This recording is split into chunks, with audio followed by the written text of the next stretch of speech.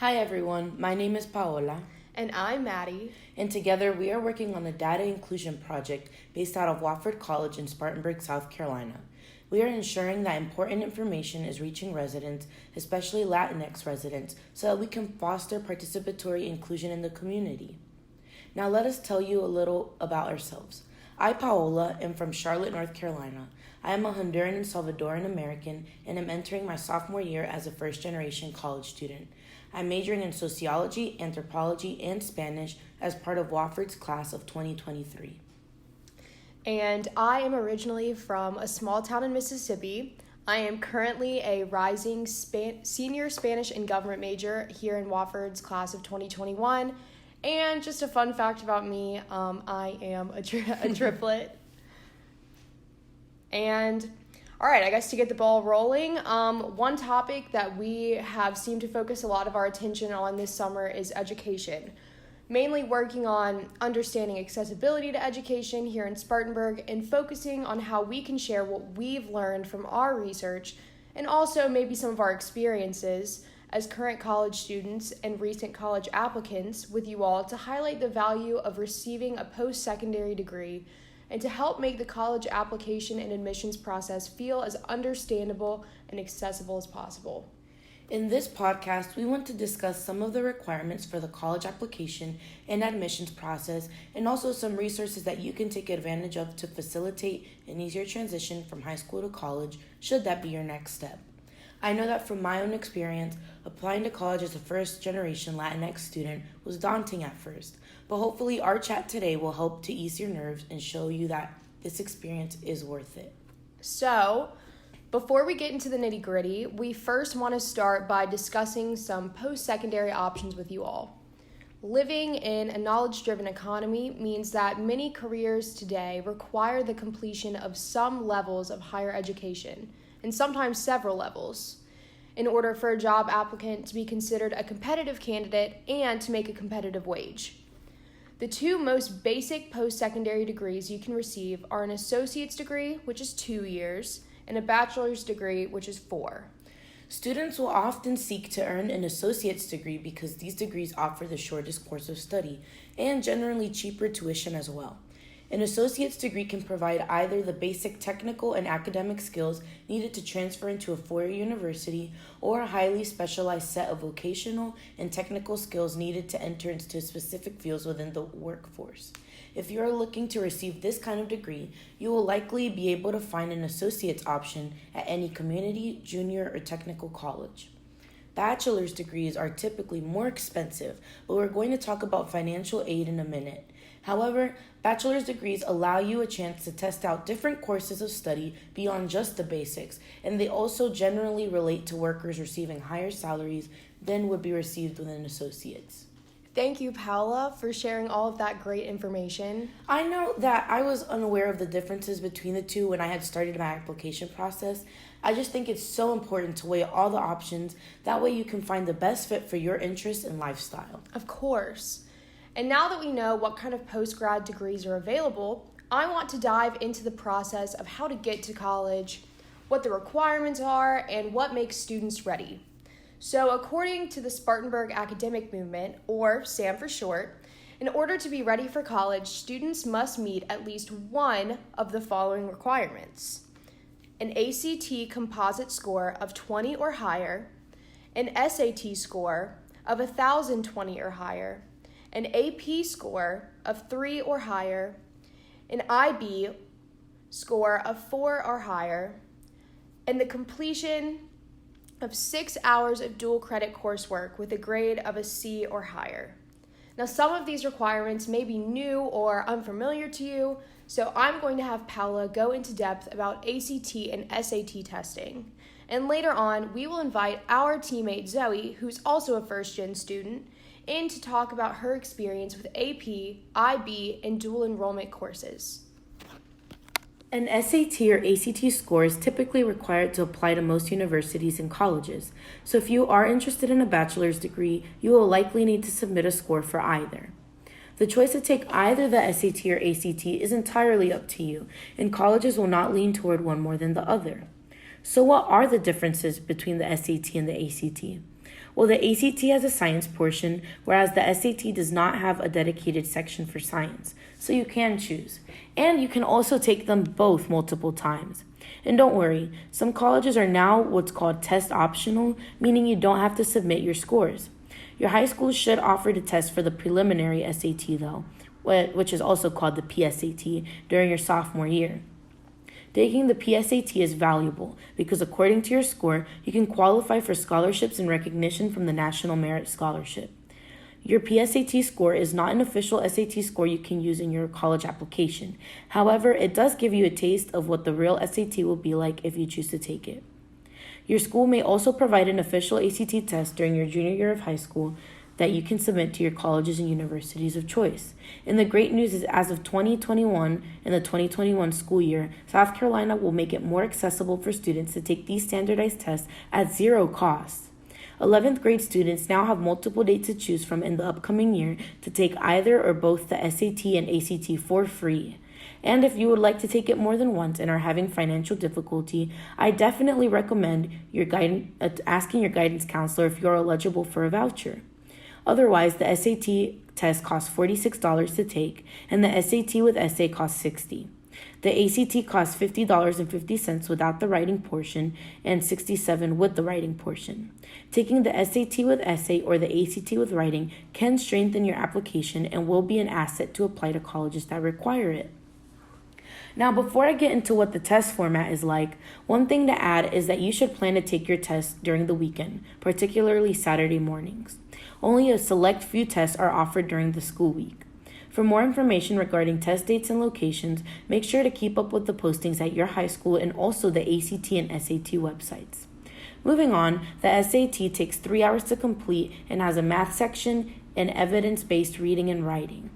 But it is 3 hours and 50 minutes to complete if you include the optional essay section as well.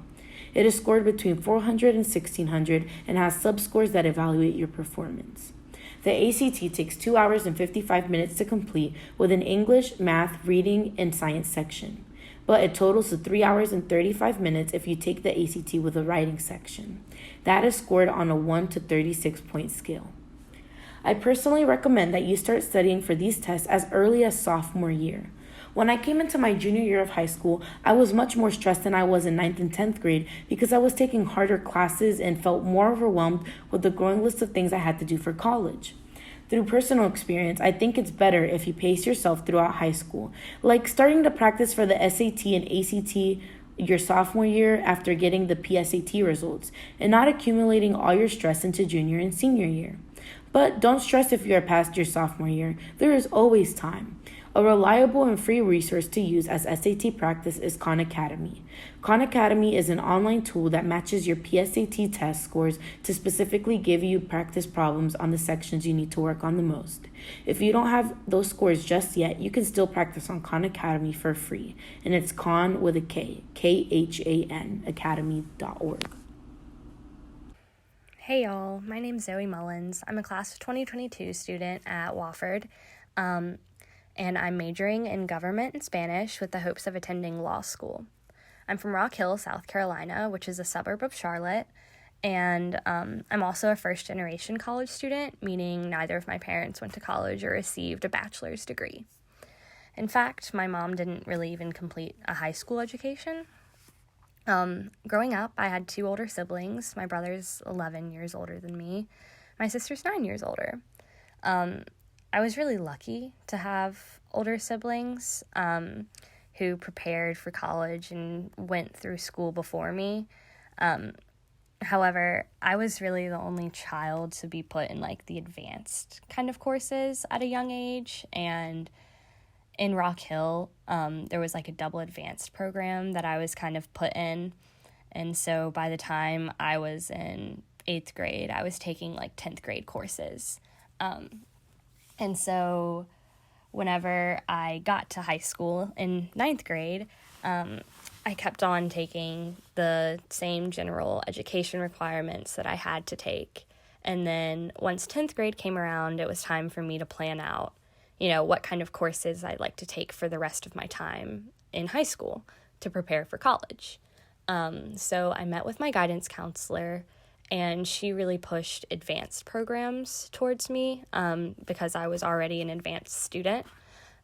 So I had 3 options: advanced placement, or AP, international baccalaureate, which is IB program, and then dual credit enrollment, which was actually enrolling at a college, but being taught the classes through a high school teacher, and receiving college credit that way. So AP courses are kind of like the most widespread and well-known.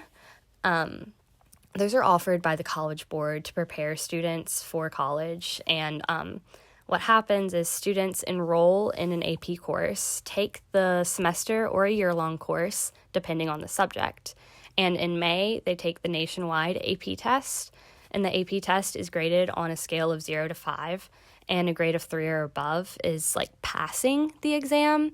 And if you pass the exam, students are offered college credit depending on what college they go to. Classes are offered in core subjects like math, English, science, history, and some extracurriculars.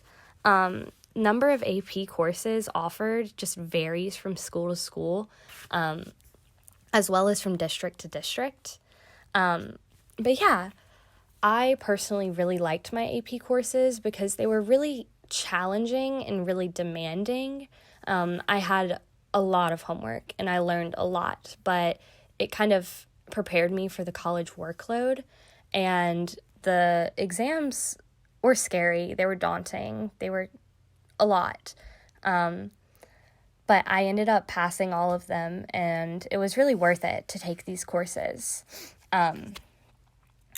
The AP courses are pretty difficult, and the exams themselves are not easy, but I learned, study habits and ways to just kind of get into the groove of reading, learning, doing stuff on my own, and not having a teacher tell me exactly what I needed to do for every assignment, every project, which was really nice. And it prepared me a lot for Wofford and the workload that I have here. So yeah, that was one kind of course load that I took. And then I also took IB, and I only took curriculars there. So I took theater and Spanish, and it's a 2-year long course, and throughout the 2 years, it kind of builds, so it's cumulative, and you submit projects throughout the 2 years, and then you take a final exam at the end of the course, and then you receive your grades and the credits that you get for your institution or college and whenever you do go. And that is a little bit slower paced than the AP course load, which is extremely quick. You learn an entire, history in a semester, and then you have to take a 2-hour exam, and if you pass, then you get the credit, and if not, you don't. It's very high stakes, AP is, whereas IB, I think, is much more low stakes, but there's a lot of learning and a lot of college preparedness and readiness put into that, because the programs themselves are very research-based, and I think the IB program helped me become better at researching and writing more thought-out, longer papers, and AP taught me how to think quickly and on my feet. I think it was really difficult, though, to just decide what courses I wanted to take and how to take these courses, because none of my parents, my siblings had ever taken anything like a dual credit advanced course or anything like that would give them college credits. And so when the opportunity was given to me, my parents really wanted me to take advantage of it as well as I could. And so I ended up taking over 12 courses over 2 years in AP, IB, or dual credit enrollment. And it was definitely worth all of it, even though it was really stressful and really hard, and a lot of times I would pull all-nighters. But when it came time to come to Wofford, I maxed out all of the credits that I could apply to the university before even becoming a student.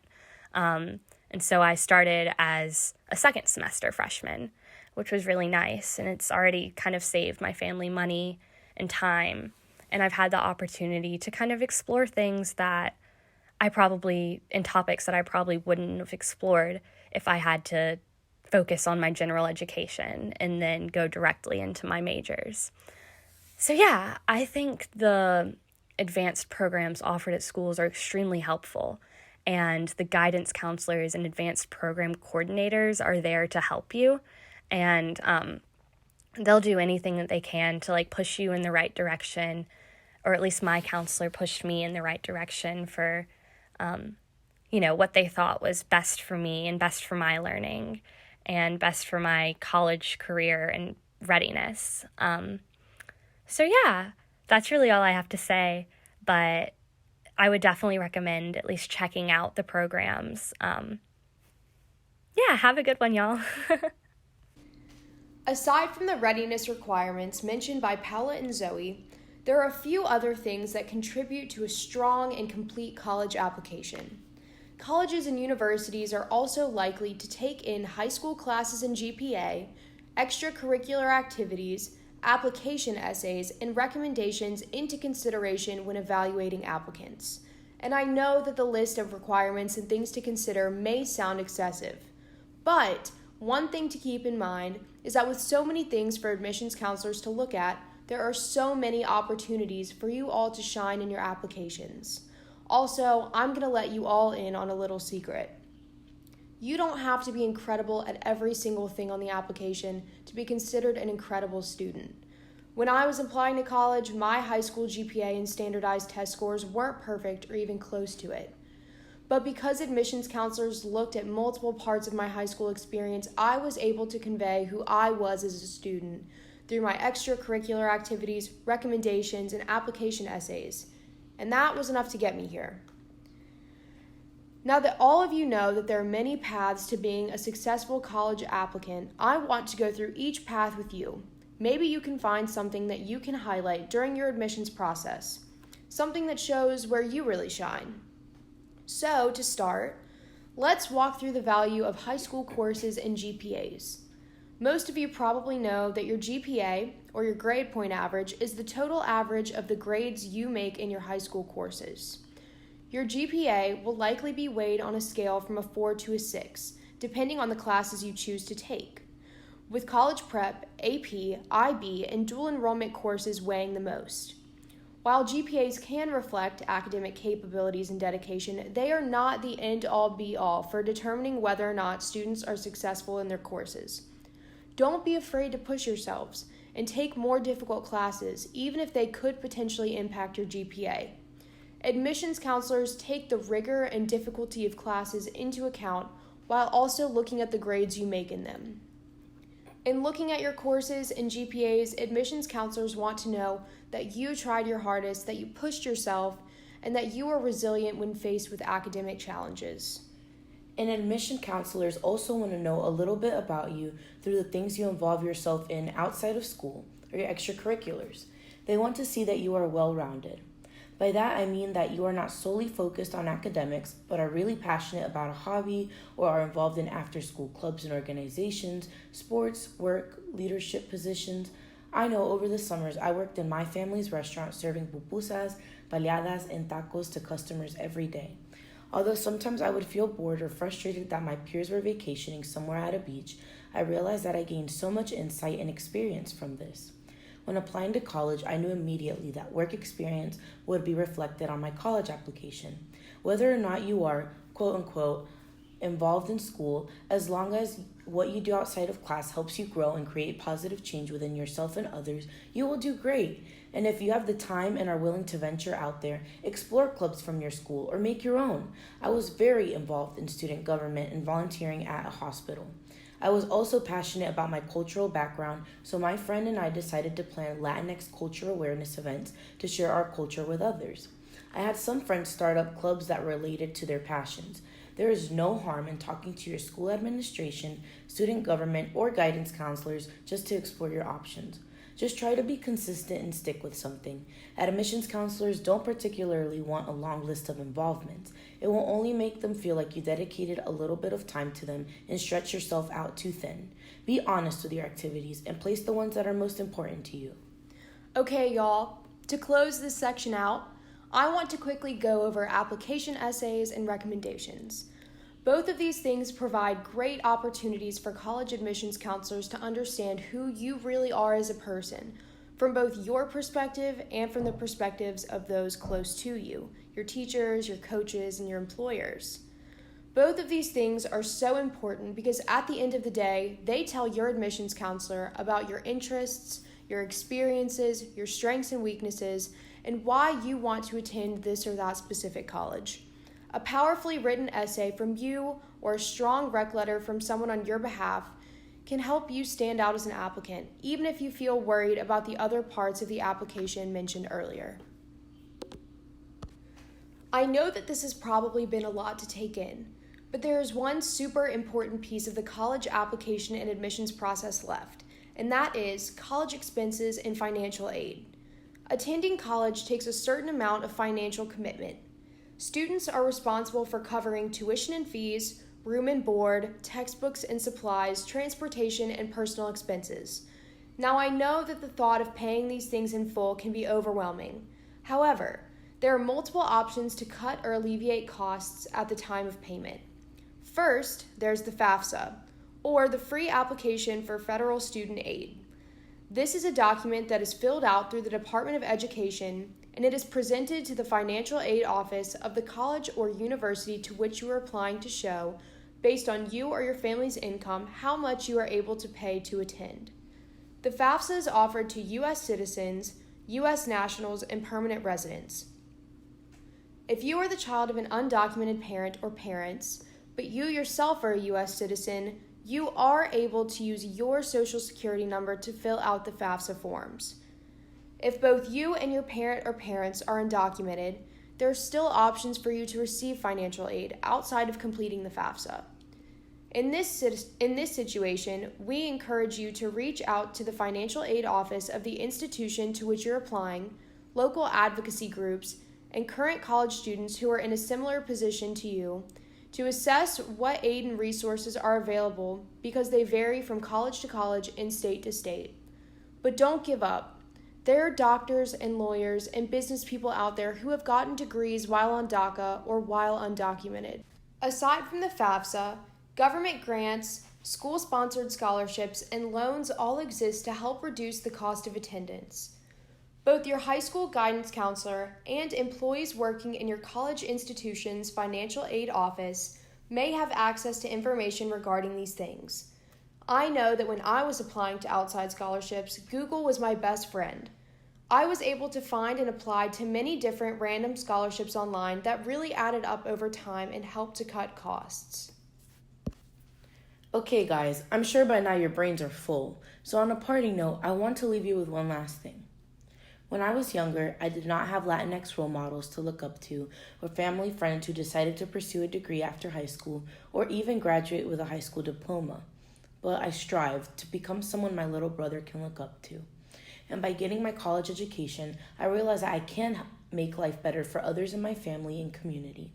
For instance, a lot of Latinx parents in my network ask me to help their children apply for college or ask questions about applications and requirements. I'm so glad that as a first-generation college student, I can make others' experiences navigating through the process easier. Whether you're listening to this during your first year of high school or your senior year, please do not give up on yourself. Situations or doubts may pop up that could keep you from pursuing a degree, but there are people in nearly every community that are there to provide you with information and resources, whether you are the child of undocumented parents or undocumented yourselves. Even if nobody in your family ever had a chance to go to college, we all deserve equal opportunity for access to education. We must quebrar cadenas to make our family or our journeys worth all the bumps and bruises. In an environment where you need a degree, it is really important to receive an education and make the paths for our future generations easier than ours. Together, we can shape a future where todos contamos y superamos, and we all build a stronger future together. I wish you all the best on your journeys through high school and college. I know you're able to do big and great things. Sí se puede.